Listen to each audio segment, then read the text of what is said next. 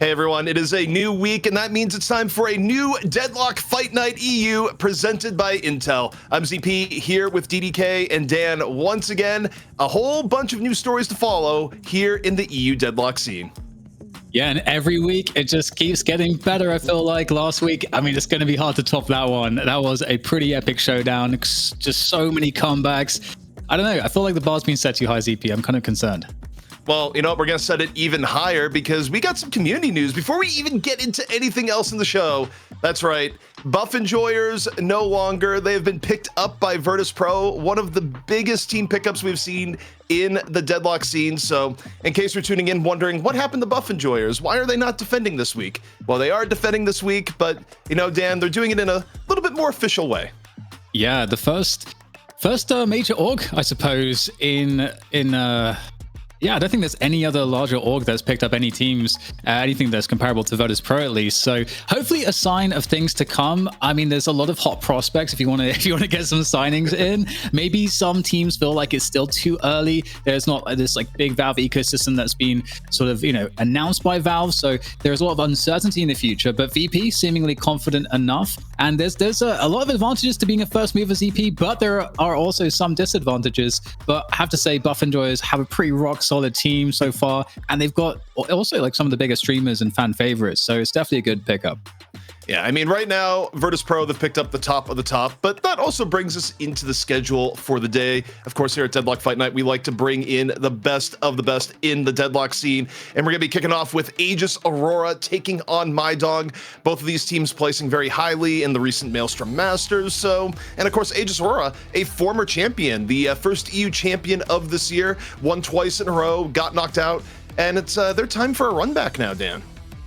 Yeah, I'm looking forward to seeing what they are able to do this week, because the first two showings, like you said, when they actually managed to win both times, they did it in fairly spectacular fashion with really good macro play. Like, it seemed like a decent amount of depth, but as we got into, I suppose, the first patch where we had all the new heroes, it kind of seemed like maybe that and some other factors totally threw them off, and we just didn't see what was working for them in those previous two wins. So hopefully for them, it's back to their winning ways, and Mydong is a good challenger for a warm-up, but we'll have to see if Mydong can upset Aegis Aurora.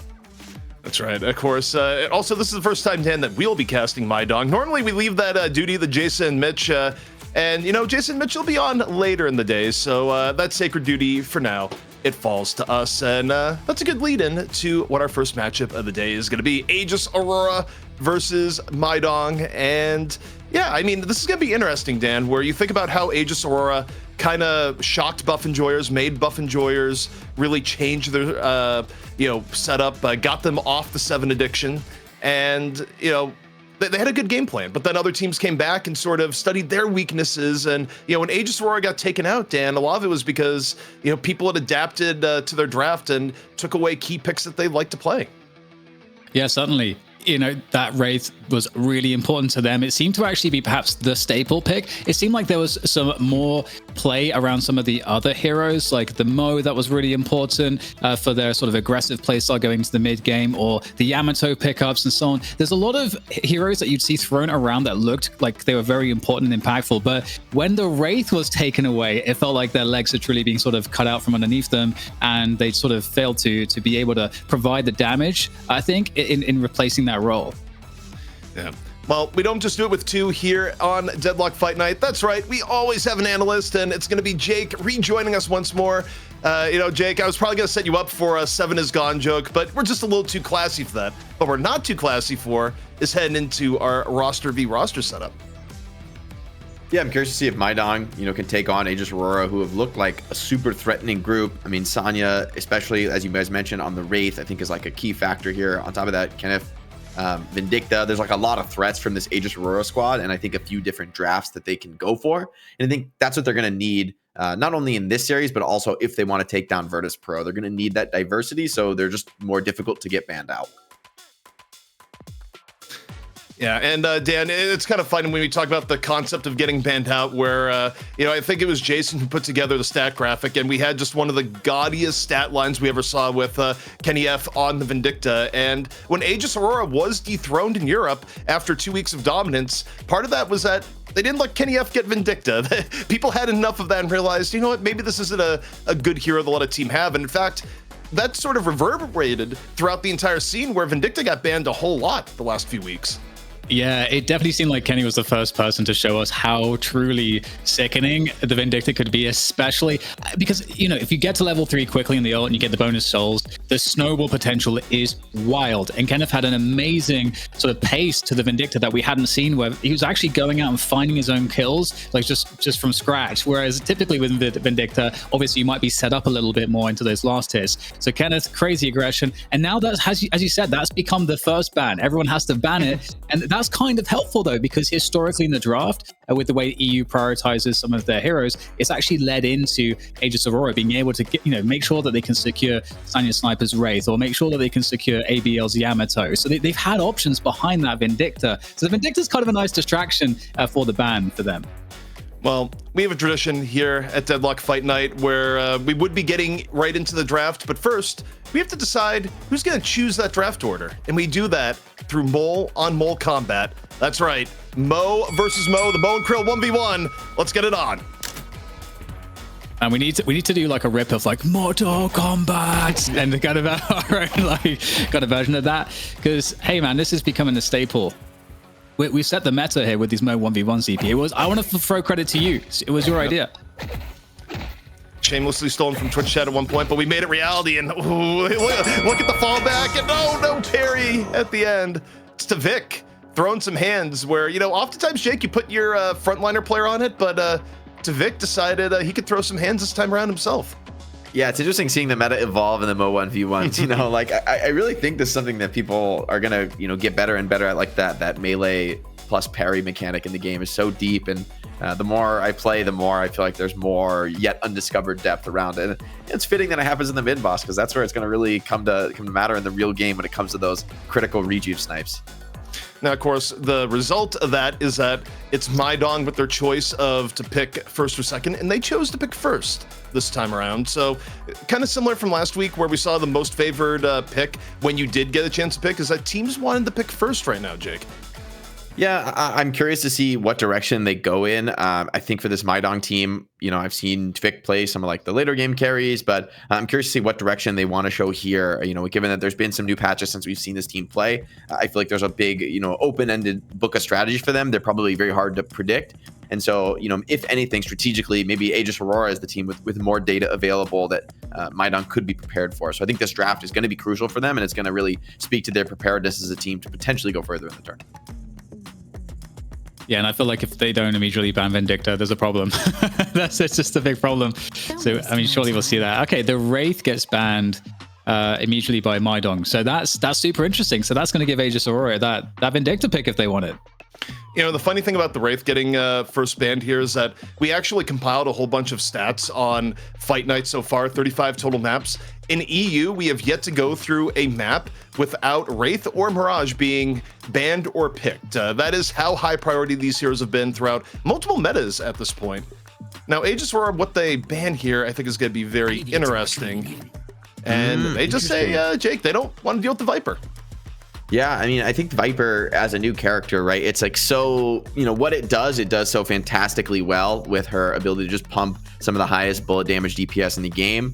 But I think maybe part of the worry is it's a response to the Wraith ban, where I think Wraith is one of the best responses right now to the Viper, breaking the slide, grabbing them, and bursting them down while they're disarmed, right? Like it really takes away everything from Viper, and she can't really protect herself from it. So maybe with Wraith ban, they're too worried, with a lack of control on for the Viper.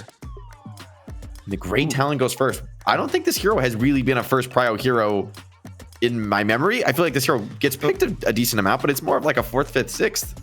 Yeah, there was one time where like Great Talon got buffed a long while back where teams kind of knee-jerked and they were like picking Great Talon first, but you're absolutely right. Outside of that very brief window, Dan, we haven't seen Great Talon get picked that much. And obviously for Mydong, we don't have as many stats on them, but in regards to DFN, but even in that regard, that might be the first time they've picked Talon in DFN.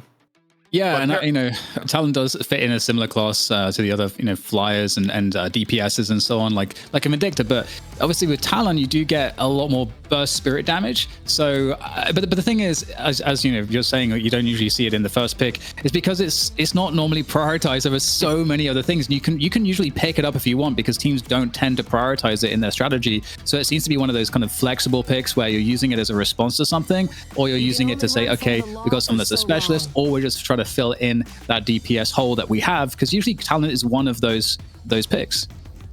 And I think Talon at this early stage in the draft, it's kind of like daring Aegis Aurora to go for the Vindicta, given that Talon has a good matchup there, can easily hit those spirit arrows on the Vindicta and even the bird to help catch her and burst her down. So maybe, Aegis Aurora don't go for the Vin yet. I wonder if Mydong would want to pick it up themselves now, because I do think, despite the fact that they're both sort of high damage flyers, I think they sort of fulfill different roles in my experience. And a Bebop goes really early. So Mydong are just have a very different perspective on the game than many of the other top teams in EU right now. I'm really curious to see how they approach things with this very unconventional draft in terms of hero priority. Yeah, as far as EU goes, we just really haven't seen this out of teams for the most part. It's certainly not in DFN. The go for Talon, then Bebop.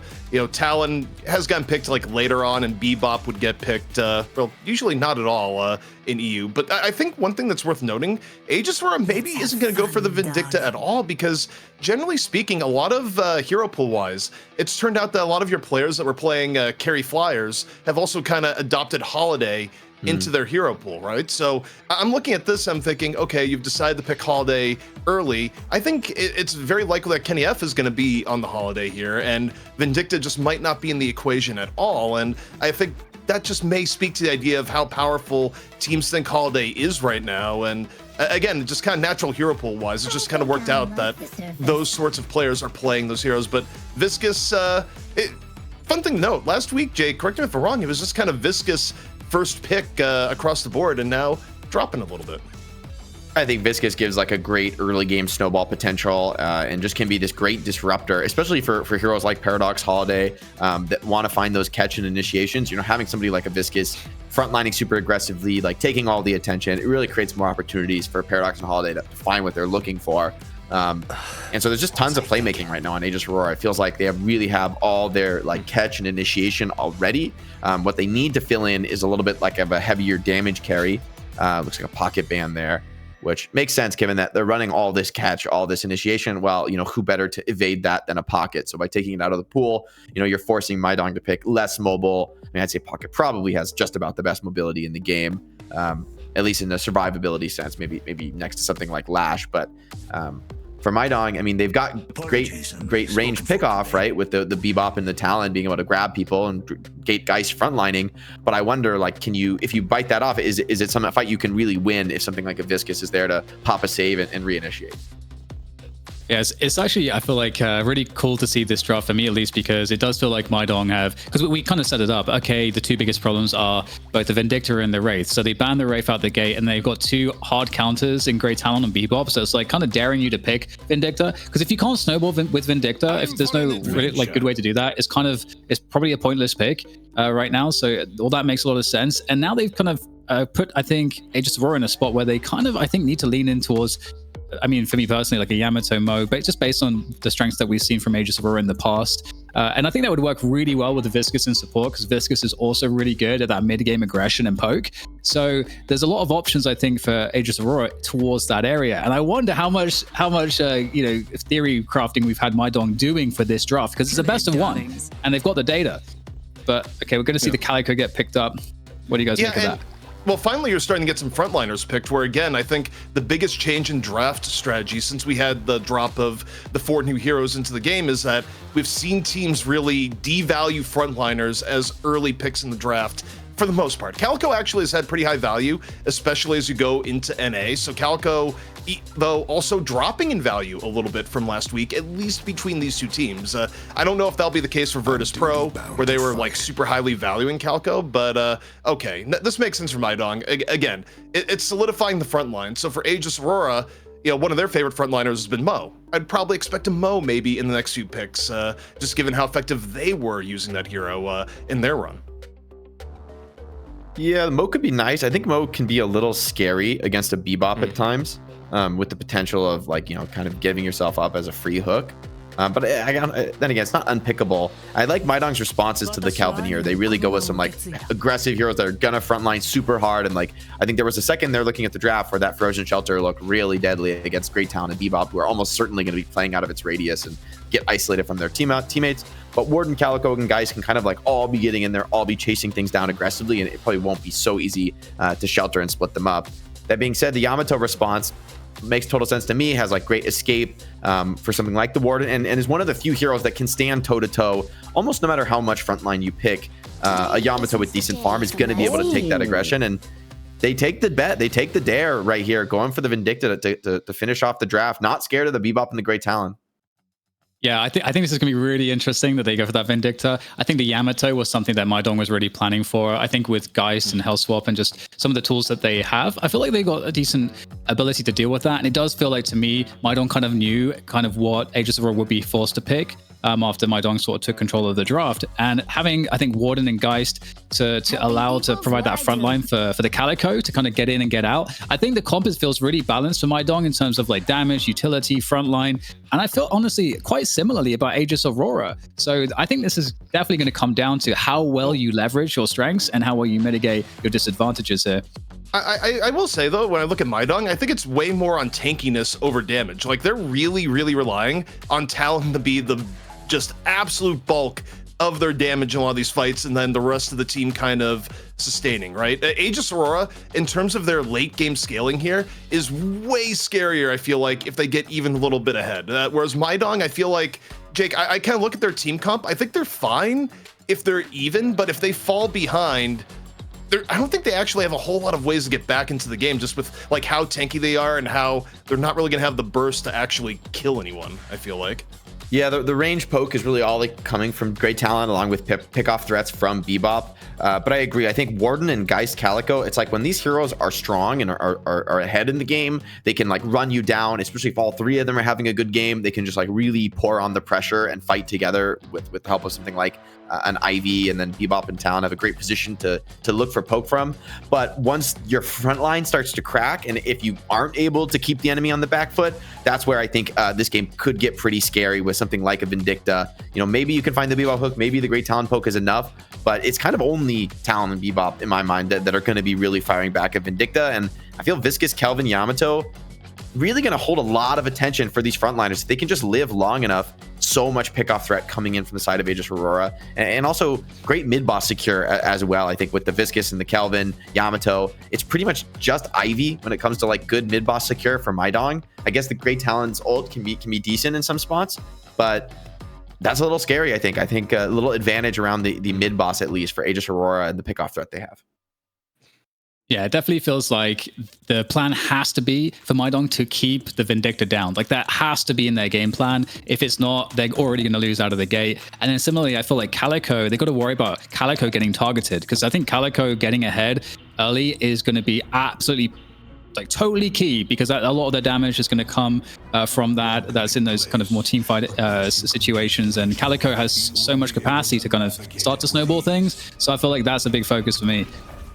Yeah, and some of these frontliners, and now I'm just thinking about this, right? Like Warden, Calico, Geist, all three of those, they want to get in, they want to be super aggressive, but are they going to be able to tolerate someone like Holiday, being able to lasso them, pull them deeper than they expect, Viscous disrupting them, either pushing them back or pulling them in? I feel like the positional manipulation from Aegis Aurora draft is really strong.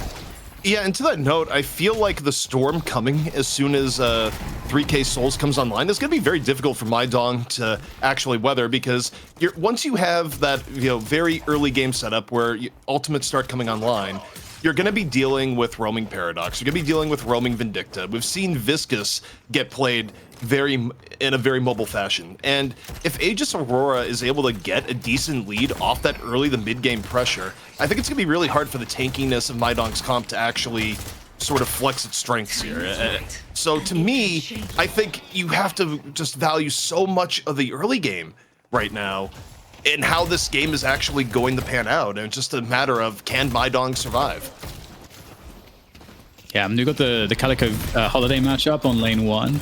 And obviously Calico is really good at sustain and just being honestly quite dominant in lane. How do you guys feel like Holiday, especially with some of the changes, matches up in that solo lane against Calico right now? Oh, I would think the Holiday should be pretty comfortable playing at long range. But speaking of range, Tvik finds the first blood there with an opener. I mean, Talon can be such an explosive laner. Yeah, and that's a quick little pickoff. And of course, this is about the time where I'd be like, thank you, Jake, for your input. But, you've gotten a reprieve. We've done a pause. We can break down the early game laning a little bit more of what's to be had. Something that's actually a little interesting right now is Warden got put in the solo lane, and Warden versus Yamato is not necessarily the easiest matchup. And even already, you kind of see a little bit of signs of Muffin having some trouble confirming the way he'd want to. Just because, again, Warden doesn't necessarily pack the best gun early on. He can get ganked pretty heavily. And as I say that, though, here comes the help. You got Bebop coming in for a super early gank onto the Yamato. Yeah, hook and uppercut ready. And it's gets the cook. There's the uppercut. Is the full up damage going to be there? It surely should be. Here's the assistance from the Warden, and Sanya's sniper is definitely very dead. Punch straight in the face, and I think such a great call out, ZP, the Warden Yamato matchup, and we saw the exact kind of pick that we need to be happening to keep him competitive in there. Jake, any final thoughts on the laning phase before things really heat up here? What are you looking to see? I mean, Tvik off that first blood, I think could be really looking to snowball. Like, I think really look at eyes on Tvik should have, as long as the lane goes decent from now, first ult of the game. Although, under pressure, as I say that, is not what he wanted. As Jake caster curses Tvik, who maybe will be able to get out, just dives into the underground. It does look like he's going to survive. But, all right. Jake's caster curse power, not entirely there yet, but... man, that was close. Tvik could have sued Jake if that went the other way. But Dan... Minion heal, man. Came in clutch. It actually did. It was the thing that saved it.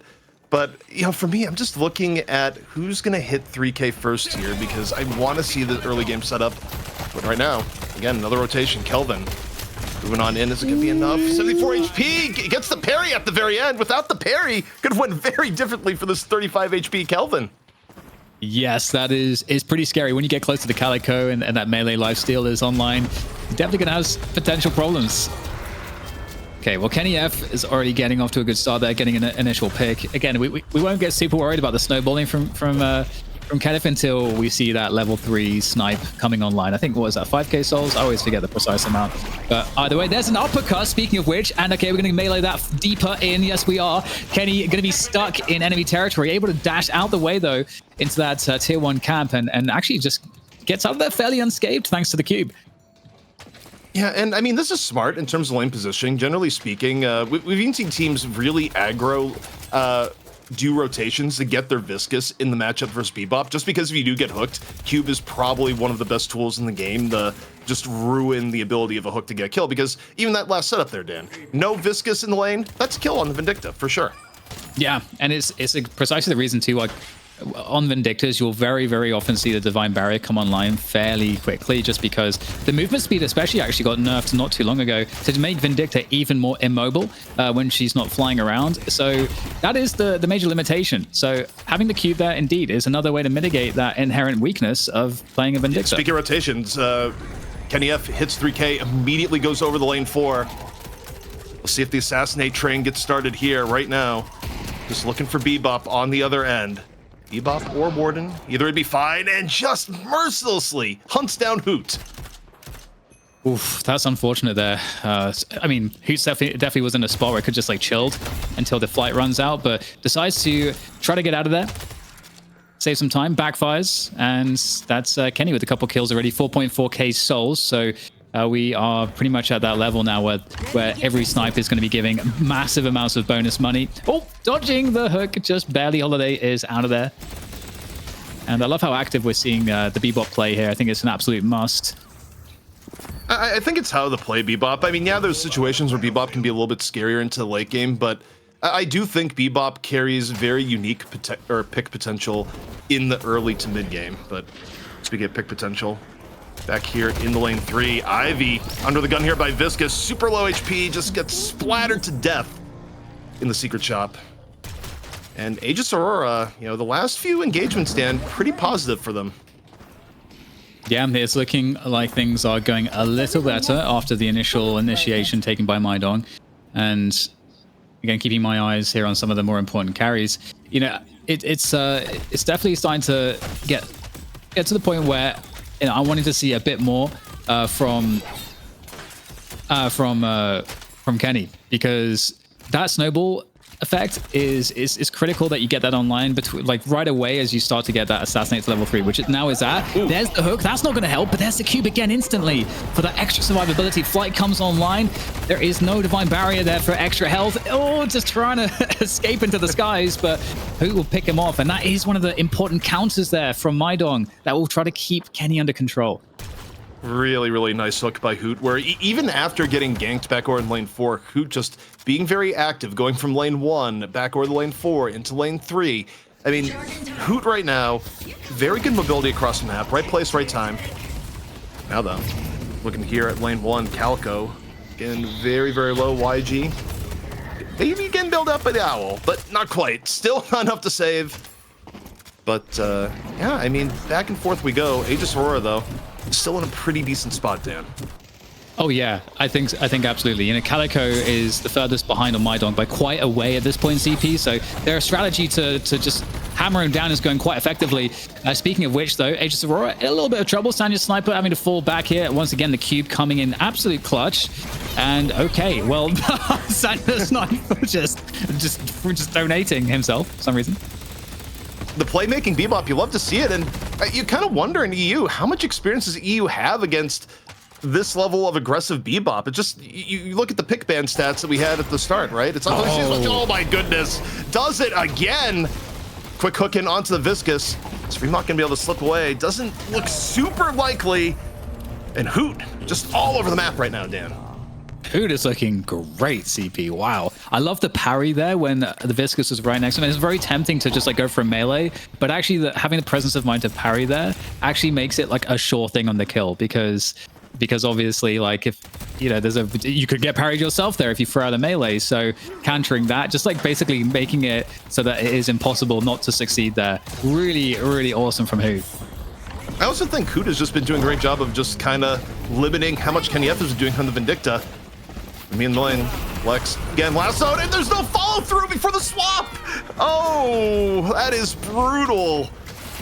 Lex just gets the swap gift wrapped in the end. Feeling good HP wise, and they even get Disaster towards the end of it.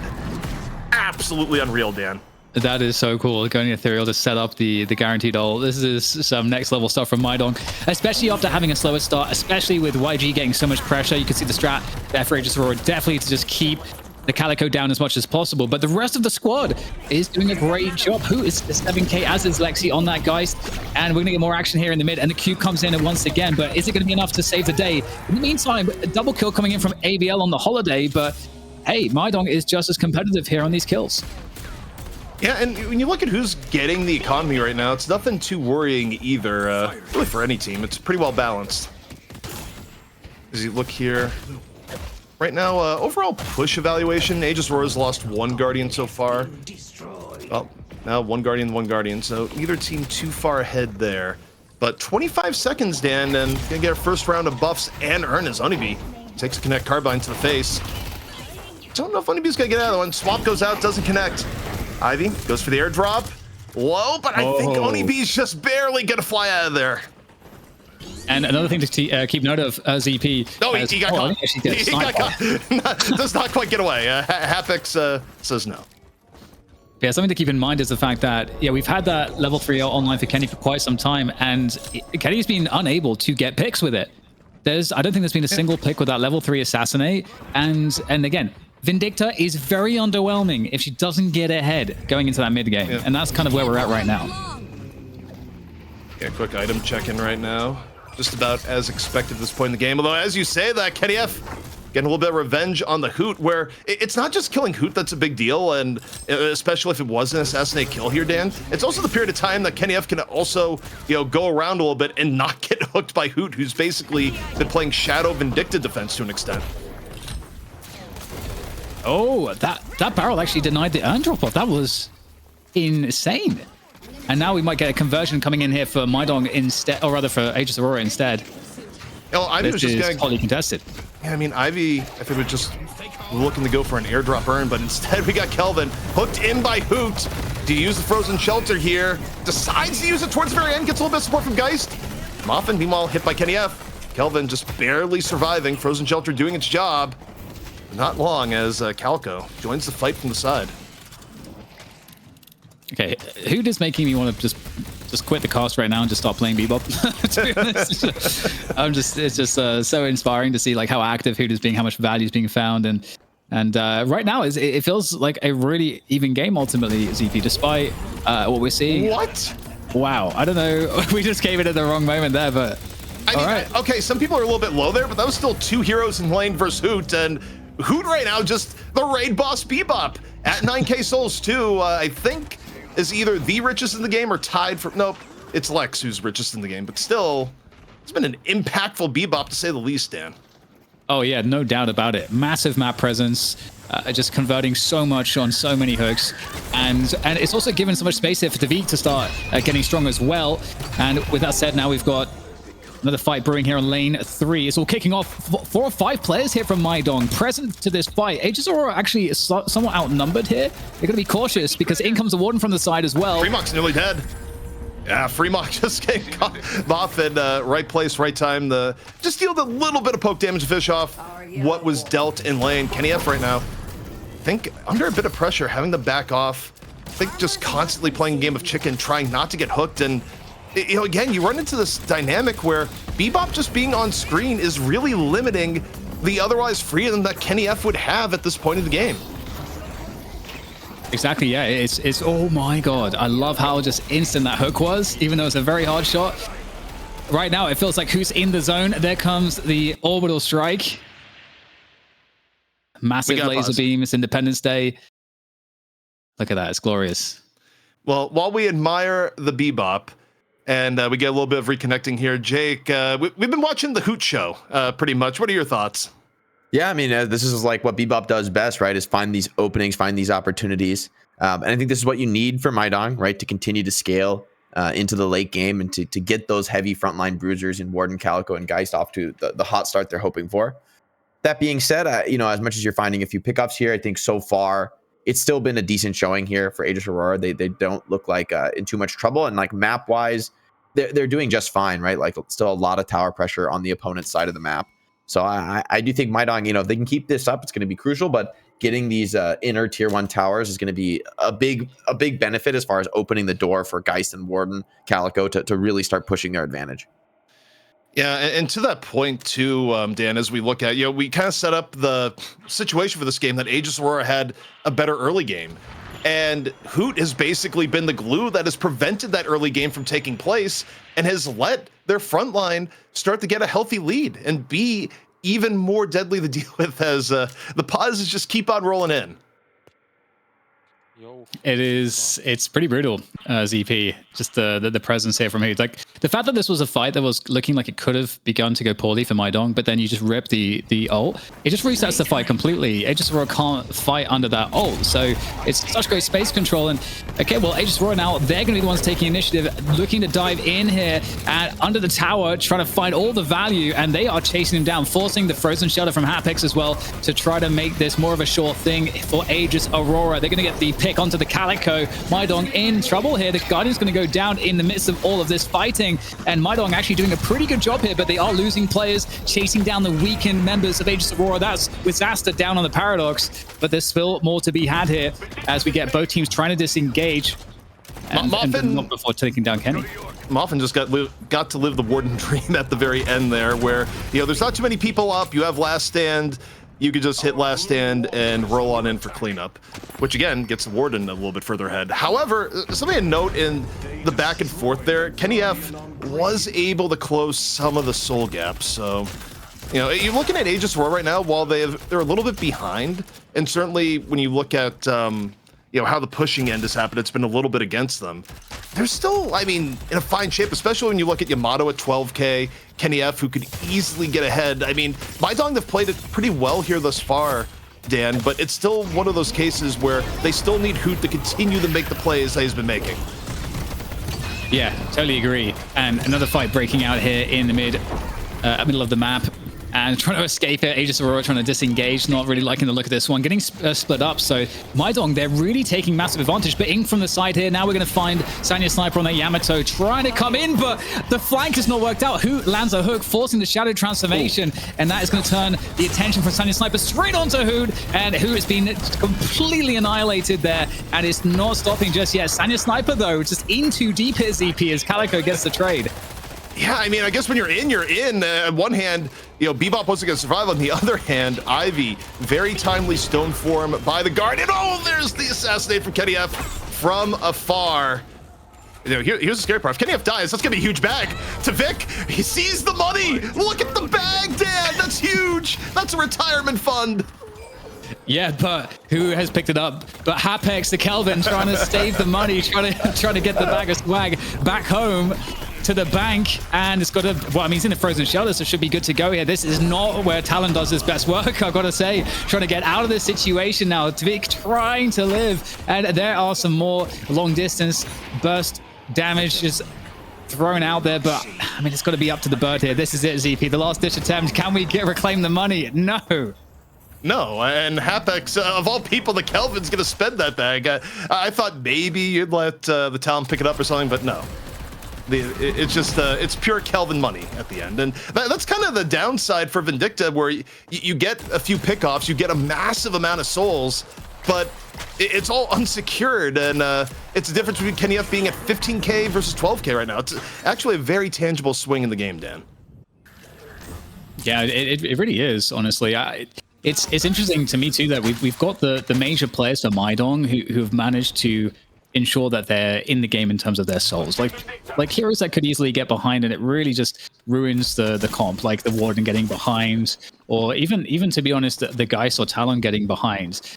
We talked about Calico being really important, but I think it was always going to be the case, CP, that Aegis Aurora were going to target the Calico. Oh, they might have had enough of Hoot here, where Sanya just goes all the way in, grapple, shadow transformation, and Hoot right now dashing for dear life. The breaks are going to be called, though, for Aegis Aurora. They don't want to go too deep pursuing that one. And again, the interesting thing, for as flashy as Mydong has been here, Dan, you kind of look at who's getting farmed.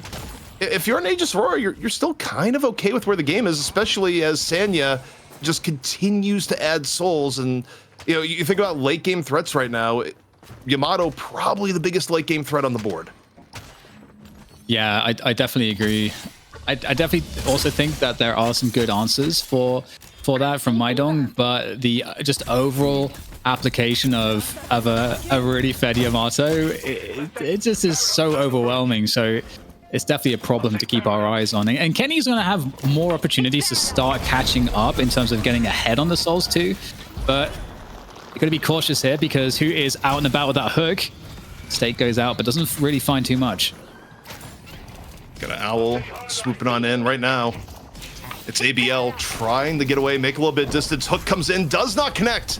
Would have been a very dead holiday if it did. Instead, ABL going back over. The rotation is coming in. The full collapse from Aegis Aurora. Looking to turn the tables on Mydong, who's just looking for the hook pick instead. Free mock, goo ball, dancing around, getting all sorts of value for the goo ball right now. Hit after hit right now, Dan. And that's going to be setting up Kenny F on the sky. Disaster falling. But what about the assassinates here? Kenny F connects, finds Hoot, and the cleanup should be strong for Aegis Aurora here, one would think, especially if ABL could somehow get away. Yeah, another one for Kenny. I don't know that that was an assassinate, but regardless, we can see that Kenny F is finally starting to take over on the souls, really coming back into the game. That bag is going to stay well and truly firmly attached to the hip there of Kenny F, and so we'll be in a position now where, I feel like Aegis Aurora, are they going to convert it into mid-boss?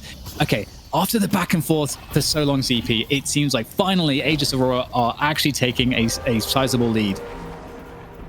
Yeah, and you think about, okay, what's going to happen here in terms of, you know, any sort of steal attempt? Probably not in the cards. Rejuvenator, pop it on down. There is a Owl up for Tvik, but even if Tvik were the time an Owl, just no one is here for the follow through. And even still, Shadow Transformation used because you never know. Like, you don't have perfect vision there, and better safe than sorry. And you got enough time with Rejuvenator that your Shadow Transformation will be back up for a later battle. And, you know, we've got 3 walkers to work on here with this rejuve for Aegis Aurora. So those are the objectives. We'll see what ordering they decide to go for. Obviously, also the urn is coming up in 30 seconds. So making sure that you have map control in the lane that the urn spawns in, and the other extremity lane as well, where you will deposit it, is going to be something that they should be considering here in terms of how to convert the most value off of the rejuve. Quick swap coming in from Wizaster. Meanwhile, Bebop just drops a knockdown, no hook. Hoot hanging out here on top. Definitely more defensive posturing from Mydong, which you would expect right now. Rejuvenator versus no Rejuvenator. But it's interesting too, Dan, where Mydong was a good 5 to 10k ahead for a lot of the game, and you know, the last major team fight into mid bosses shifted it. Not to where it's not unfightable, but you know, we talk about Aegis Aurora having some late game threats here, and you know, the Yamato story just gets bigger and bigger as it goes on. Certainly does. And oh, okay, the Hoot Soul is going to get cancelled there. The Orca was just about to go down, so unable to really hold the position. Aegis Aurora able to fall back here. They want to convert more objectives here, but Mydong are taking the fight to them here, ZP, not allowing them to retreat from this forward position after getting the Walker. So this is potentially danger zone for Aegis Aurora. Once more, another pause as they ask Freemuck, are you good? And Freemuck disconnects. So Freemuck not good, but Jake, we've been seeing a little bit of change in the tempo of the game. What have you been seeing? Yeah, I mean, I think winning that fight before mid-boss was massive, with Freemuck able to put a ton of distraction down. And then really, I think Kenneth was able to benefit massively with a ton of finished kills, a ton of damage being put down throughout the fight. And I really think this Vindicta is becoming a real problem, right? Like in theory, we talked about Bebop and Great Talon being good matchups, Talon for the poke, Bebop occasionally able to find the pick. So far, I think that's not really been the case for Kenneth. Like, I don't think he's been shut down at all. And I think, honestly, the main damage dealers for Mydong and the Warden, the Geist, and the Calico just aren't able to be effective against someone like Vindicta up in the sky. And that's starting to really worry me, because Aegis Aurora has tons of control, tons of team fighting ability here to make space for Vindicta. And then, you know, there's also this Yamato threat right in the front line, taking on the brawl head to head, sometimes even, you know, 2 versus 1, 2 versus 3, or 1 versus 3. And Mydong aren't able to get past those heavy front lines, all that control, and deal with the Vindicta. Also, if we could get the item window up while we're in pause here. But one thing we have been seeing is more knockdowns being bought. We saw Hoot buy a knockdown, as Kenny F is almost taunting, saying, get more knockdowns. You know, kind of the Vindicta bane, something that, you know, it comes at a personal cost stand if you invest in knockdown, because it's not always the most optimal item. But certainly the more knockdowns you have, the less room Kenny F has to just fly unabated. Yeah, it's definitely a concession that you gotta weigh up, so as long as it doesn't really impact your build. If I feel like the only issue with that one is also when you're lacking flex slots. That's when it gets really awkward, because it is one of those additional items, you know, on top of the build that you're building already.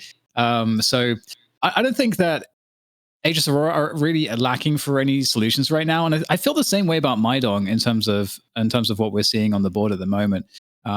I think obviously we've got some warp stones in play for Aegis Aurora. Obviously, with AB on holiday, you're going to have that warp stone. Just like having some tools, I think, to make sure that you can dodge Hoot's hooks, I think is going to be pretty important, because that, when we go into the mid to late game, I feel like those hooks are some of the most game-changing. It precipitates the most game-changing plays. We actually saw that, I believe, last week with Bebop, where a team was somewhat behind, but a key hook at the right time when the right hero completely turns the game around. So that's the scariest thing to me if I'm looking at Mydong right now. Yeah. By the way, off this pause, I just wanted to say, I think this is a really scary situation for Mydong. I think they get crushed in this team fight if they commit. Unless Yamato's not going for the TP, maybe they're not going to try to fight it. But Yamato is for sure, if you can get here, like, I think Mydong are a lot weaker right now if Freemock gets a roll off.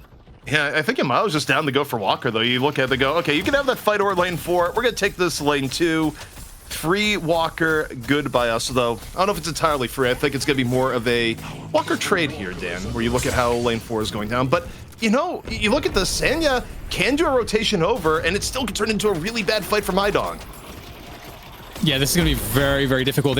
Right now, Mydong have to get a couple key pickoffs right before the reinforcements arrives. Getting Kenny could be one of those key pickoffs. Trying to chase him down. I don't know if they're going to get to him in time. They are going all the way in to try to do so, though.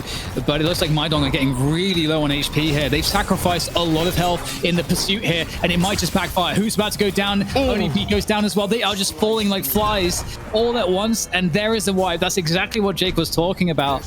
They pushed it all the way in for that Walker, and maybe they bit off a little bit more than they can chew. And now Aegis Aurora, they're going to convert everything. The problem was the trade timing there, Dan, is that it was supposed to be a Walker trade, but there was enough time for Sanya and ABL to get the Walker and then rotate all the way over. And just by nature of pushing an enemy Walker, Mydong simply got worn down. Bit by bit until eventually it was just full cleanup crew from Yamato, which also inadvertently feeds the Yamato. Now it's a 24k Yamato, and you start wondering who on Mydong is actually going to be able to deal with this. And you see some of the damage here too in terms of items just being picked up by Aegis Aurora in the aftermath of the fight. I think Dan, huge power spike for Yamato. Yeah, it's certainly a problem. I just wanted to quickly say that I think it was strategically like a good decision for them to push that lane 4 for the trade, because they've got their opponents on rejuve. One way you can take away initiative from them is force them to react. But enough about that, because that power spike, it could be about to take part in this fight. Looks like a good opening pick, though, coming in here from Mydong. And absolutely what they needed to open things up, and going straight into the ult. The beam down. The Paradox stood no chance. Incinerated. And now we're going to see Mydong pushing the issue. They may be able to convert further off of this. That was just enormous hyper beam value. No other way to talk about it. Usually hyper beam comes out, people get out of the way. In that case, they got out of the way all the way back to spawn. But yeah, 145k to 123k. Mydong is still pretty deep in the hole right now. And, you know, again, it's more about the income allocation, because you have to look at this and go, how do you kill Sanya in a straight up team fight? And I think the answer is you try to actually get clean pickoffs and don't go for a 6v6 if you can at all avoid it. Yeah, and I think just having the right now, just to make sure that you're going to be a bit safer against Mydong, having that rescue beam to try to counteract the hooks, as we see that Kelvin has online now, is going to be pretty helpful. Again, I just, for me, I always look to the Bebop. When you have a team that's behind, they've got that Bebop. There's not a lot of other like great initiation that they really have. And the thing about the hook as well that makes it special is you don't have to go deep yourself to pull in an enemy for a pick. You're not having to go and to them. They're coming to you. So that's the great benefit of it, and why it's somewhat unique in terms of the pick potential and how it aids you when you're behind. But the problem is right now, obviously, like you said, the power spikes. When it comes to some of these fights, that pick potential might not really matter too much, because Yamato is just going to be able to take over the game. And also Freemok is on 27k as well, CPs. And we've seen how the damage of Viscous has been ridiculous in the last couple of weeks. I mean, Viscous in general has just been the category of hero that does everything right now. Essentially acts as frontline, acts as incredibly high damage, and playmakes. There's a reason why Viscous has been very highly valued. But yeah, I mean, Mydong right now, it's definitely holding back and hoping for hooks. That's basically where they're at. However, on the same note, you know, if they peek the wrong way, they could just get swapped by Wizaster. So it's not a free look for pick situation. It comes with cost anytime they break line of sight. Another hyper beam coming in from Hoots. However, it's an easy disengage away from that hyper beam for Aegis Aurora, so I feel like they'll be somewhat happy to force this one out. Oh, Last Stand also forced out ZP. Yeah, and Warden without Last Stand, not in the greatest situation, gets swapped, melted down. Quick pick off, and Aegis Aurora still looking very healthy after the fact. Shadow Transformation still in reserve. This is where Sanya could really dive. You don't even have to worry about the Warden doing extra damage. Shadow Transformation coming up. The heal in on top of it. And we'll see what Sanya does here. 2 more falling in. With 3, now 4 pickoffs, Aegis Aurora is going to go deep into the Mydong base. This is definitely feeling like both shrines, and I feel like the mid boss can't be too far away at this point as well. So unbelievable control. The game really is completely set up here now for Aegis Aurora to be able to win this one. And I wonder actually if they're going to even be able to just go straight for the weakened patron. Well, now with the mid boss spawning, indeed, I think that's like the obvious play here behind the shrines and the patron. Yeah, and here's the problem. We have firmly gone into stat check land where you're at right now, where no matter how Mydong plays, I just don't see a whole lot of paths to actually have victory here. If for nothing else, Sanya's at 32k. Sanya can pop Shadow Transformation and probably 1v3 to 1v4 at this point, barring maybe a Geist swap. So the level of events you would have to have occur for this to turn around, it'd be legendary, as Thick immediately getting caught as Mydong just looks for a miracle. But again, I don't know what shape that miracle is going to take, but you know the stuff of not miracles. The goo ball from Fremont just bouncing around. Muffin though, here, last stand, Shadow Transformation is going to come up, and this is the ideal step for Warden, and it doesn't matter because the stats are just far too low, Dan. It doesn't matter. Yep, it's looking hopeless here now for Mydong, as it just gets worse and worse as time goes on. Doesn't look like the mid boss is even necessarily needed at this point. With all of these kills, everybody down, we are about to have the first map of today taken here by Aegis Aurora, our previous champions of 2 DFNs, looking to once again challenge the title with their defeats of Mydong. And what an interesting game this was, simply because it was very competitive until the end of the game. And I feel like this is a composition that we saw, Dan, where essentially there was such a high execution requirement on Mydong, and to an extent, they were doing that with Hoot on the Bebop, where Hoot was an absolute menace throughout the mid to late game. But as we bring back in Jake, I just feel like what we saw here was that running this comp into the mid to late game, if you haven't gone massively far ahead, just was too high of an execution requirement versus the win conditions of Aegis Aurora. Yeah, I think for Mydong, they really needed that triple frontliner to kind of like roll over the opposition. And with things like Yamato, Kelvin, and Viscous, I mean, they were just way too durable.